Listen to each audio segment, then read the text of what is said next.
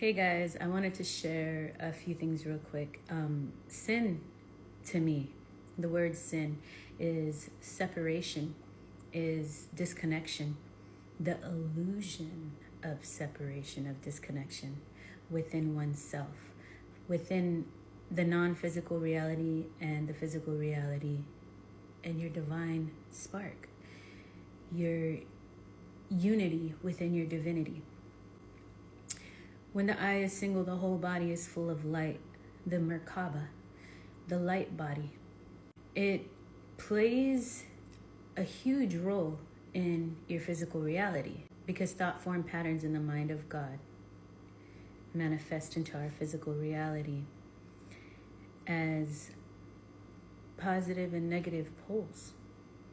And when they are out of alignment with the cosmic order, when they are out of alignment within the balance, they're either on one side of the extreme or the other. You know, hot and cold is the same thing. The only difference is the degree. When things are not balanced within, it has an effect on our physical reality, on our expressions, on our life force energy.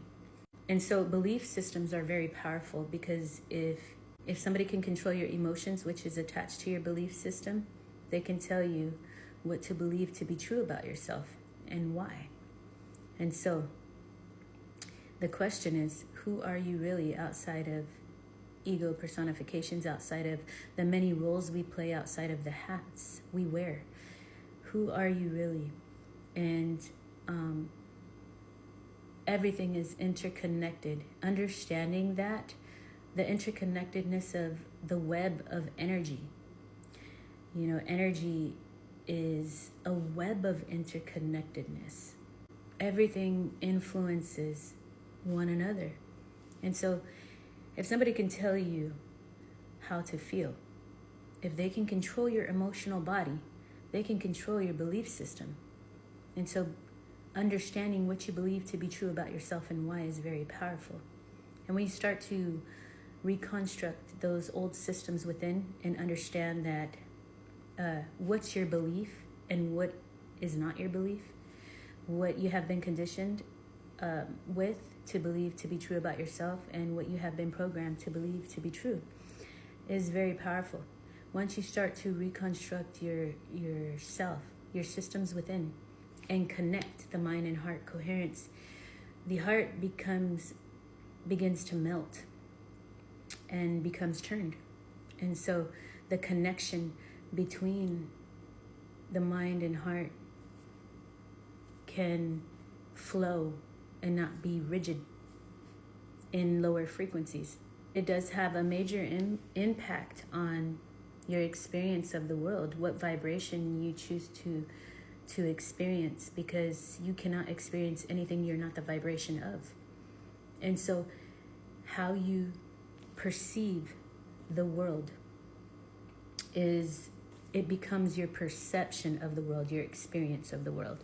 And so your perspective controls your experience. And so when you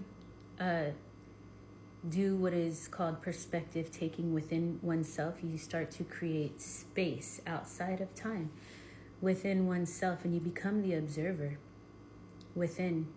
And when you do that, you create an opportunity for you to change the experience that you're experiencing on your emotional body. You know, thoughts and feelings are two different things, and the way that you can respond to the physical world is very powerful. And understanding that the non-physical reality and the physical reality, the convergence of those energies, create your physical world. Emotional mastery is key. The elements, earth, air, fire, and water, the elements are conscious. They're there to relay information to our body that works as a transmitter for information. And we are already whole. That's one of the things that you'll realize upon your self-discovery journey. And how everything is representative and reflective symbolically to our internal world, even our body structure, the two eyes that see as one, and the round heads, the wholeness, the circle of life, the completion of oneself. And so when you're on your spiritual journey, you begin to pick up fragmented versions of yourself, and you start to see the mirroring of what is being reflected outside of you through the relationships that you are experiencing outside of you. And when I say outside, I'm talking about below. And so when you start to purify those relationships and come together within different aspects of yourself through different versions of yourself, discovering different versions of yourself, you start to become whole. You start to see beyond duality into the single eye, into the Merkaba, your light body. You see within the God consciousness, the unity of your divinity. And you start to understand ancient text, ancient symbolism in many different forms.